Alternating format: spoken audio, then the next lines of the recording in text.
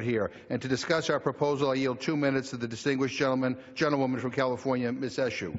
The gentlelady is recognized for 2 minutes. Thank you, Madam Speaker, and I thank my wonderful colleague from Massachusetts, Mr. McGovern, for yielding this time to me. I rise in opposition to the rule and the underlying legislation, and I urge my colleagues to defeat the previous question so that this bill that I've authored, the Presidential Tax Transparency Act, can be made in order for immediate floor debate and a vote. Now, the Presidential Tax Transparency Act would require the President and future presidential nominees of both parties to disclose their tax returns.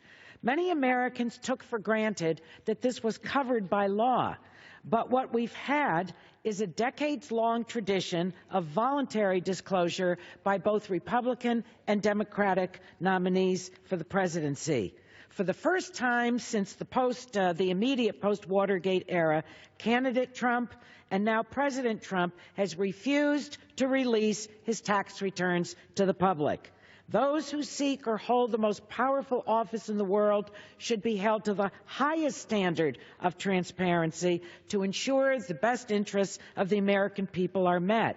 Now, tax returns provide an important basic disclosure because they contain highly instructive information, including whether the candidate paid any taxes, what they own, what they've borrowed, and from whom, whether they've made charitable donations, whether they've taken advantage of tax loopholes or offshore tax shelters.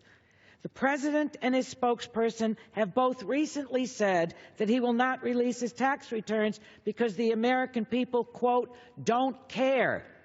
I beg to differ.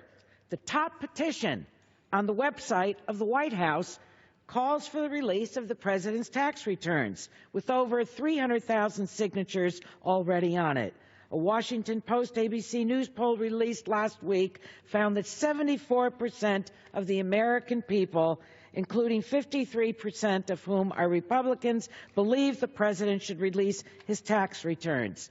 We want a conflict of interest-free President.